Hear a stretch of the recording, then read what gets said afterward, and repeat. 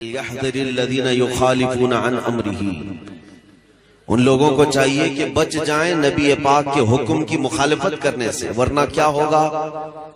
اللہ فرماتا ہے ان تصیبہم فتنہ او یصیبہم عذاب علیم، اگر تم اس رسول کے امر کی، ان کے حکم کی مخالفت لگے رہو گے تو ان قریب فتنے میں مبتلا ہو جاؤ گے یا دردناک عذاب میں گرفتار ہو گے۔ دو باتیں آنی کمپلسری ہیں۔ میرے عزیز، یہ چمک دمک دکھانے کے لیے چند باتیں کرنے والے لوگوں کی باتوں میں پہلے یہ دیکھو کہ یہ وفادار محمد رسول اللہ ہے یا نہیں۔ جو خود اتباع سنت سے دور ہے، آپ کو وہ کیا دے گا؟ اللہ تعالیٰ عز و جل ہمیں اور آپ کو ایمانی قوت سے سرفراز فرمائے۔ اللہ تعالیٰ عز و جل ہماری دونوں جہان میں حفاظت فرمائے۔ طریق مصطفیٰ کی اتباع میں کامیابی ہے اور مصطفیٰ جان رحمت کے طریقے کو چھوڑنے میں ہلاکت و بربادی ہے۔ آپ کا پیارا رب عز و جل اس آیت طیبہ میں کیا اعلان فرما رہا ہے؟ اے لوگو، تمہیں چاہیے کہ اللہ کے حبیب کے حکم کی خلاف ورزی سے پرہیز کرو، اجتناب کرو، بچو، کہیں ایسا نہ ہو کہ تم فتنے میں ڈال دیے جاؤ۔ کیا یہ رسول اللہ کا زندہ معجزہ نہیں ہے کہ ایک شخص آنے والا آتا ہے، سینکڑوں ٹیلی ویژن لگواتا ہے اور سینکڑوں تصویریں کھنچواتا ہے، اور آیت جب پڑھنے کے لیے بیٹھتا ہے تو خطبے کے بعد اس کی زبان پر آیت آتی ہے کہ اے لوگوں، ڈرو اللہ کے حبیب کے حکم کی خلاف ورزی سے، کہیں تم فتنے میں مبتلا نہ کیے جاؤ، کہیں تم پر عذاب علیم نہ آ جائے۔ یہ معجزہ ہے میرے آقا کا، زندہ معجزہ۔ تم چلے ہو رسول اللہ کی مخالفت کرنے، تمہاری زبان پر رب تعالیٰ اس امر کا اعلان کرائے گا جس امر کی ضرورت ہے۔ اللہ تعالیٰ عز و جل مسلمانوں کو عقل سلیم عطا فرمائے۔ ہیجان اور جذبات کا زمانہ نہیں ہے، ہوش مندی سے کام لینے کی ضرورت ہے۔ انہوں نے 313 نے ذات مصطفیٰ کی اتباع و اقتداء کر کے ہزاروں پر فتح و نصرت حاصل کی۔ آج ہم ہزاروں یہود و نصارہ کی پیروی کر کے غلام بنے ہوئے۔ ایسی ایجادات قیامت تک ہوتی رہیں گی جو تمہیں اللہ اور رسول سے بیگانہ کریں۔ یاد رکھو، اللہ اور رسول کے فرمانبردار بندے اللہ اور رسول کا حکم سناتے رہیں گے، اور جن کی عقلوں پر، دلوں پر پردہ پڑ گیا ہے، وہ کہتے پھریں گے انہوں نے یہ کہا، انہوں نے یہ کہا، یہ بھی مولانا ہے، وہ بھی مولانا ہے۔ غلط طریقہ تبلیغ حرام ہے، حرام ہے، حرام۔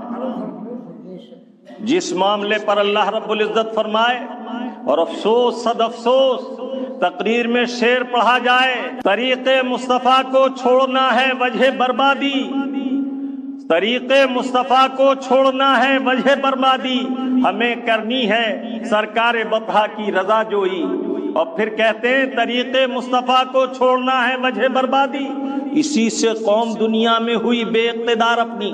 ایک طرف تو شعر پڑھا جا رہا ہے کہ ہماری ملت دنیا میں بے اقتدار مصطفیٰ جان رحمت کے طریقے کو چھوڑنے سے ہوئی، دوسری طرف چاروں طرف فوٹوگرافی کے لیے کیمرے لگا دیے گئے ہیں، چاروں طرف LCD لگا دی گئی ہے، اور یہ مجمع اس لیے جمع کیا گیا ہے تاکہ لوگ دین کے کام کو حرام کام کے ساتھ مخلوط ہوتا دیکھیں۔ یاد رکھیے اور خوب ذہن نشین کر لیجئے، قرآن اللہ رب العالمین کا کلام ہے، جس کا پڑھنا عبادت، سننا عبادت، دیکھنا عبادت، چھونا عبادت، ہر عمل خیر عبادت ہے۔ لیکن اگر قرآن موسیقی کے طرز پر پڑھا جائے یا قرآن کریم میوزک پر پڑھا جائے تو اس کا پڑھنا بھی حرام اور سننا بھی حرام۔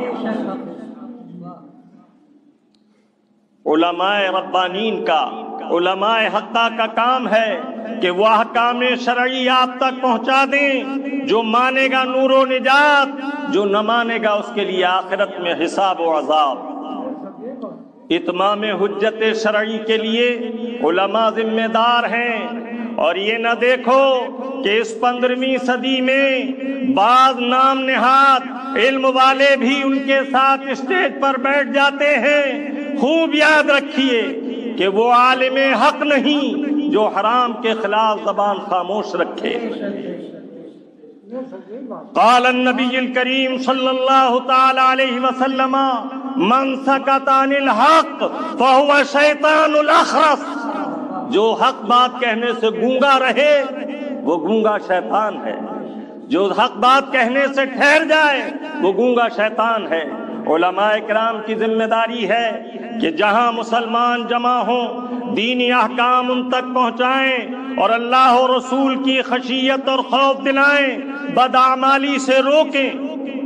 علماء حق آج بھی موجود ہیں۔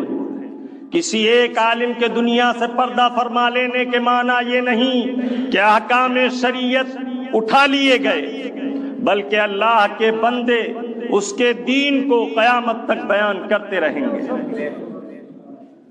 اللہ کے پیارے حبیب دانائے غیوب صلی اللہ تعالی علیہ وسلم نے ارشاد فرمایا، قال رسول اللہ صلی اللہ تعالی علیہ وسلم اذا ظہر الفتن او قال البدع ولم يظهر العالم علمه لن يقبل الله منه صرفا ولا عدلا۔ جب فتنے ظاہر ہوں، خلاف شرع بدعات پیدا ہوں اور عالم اپنا علم ظاہر نہ کرے، شریعت طاہرہ کے احکام نہ سنائے، تو نہ ایسے عالم کا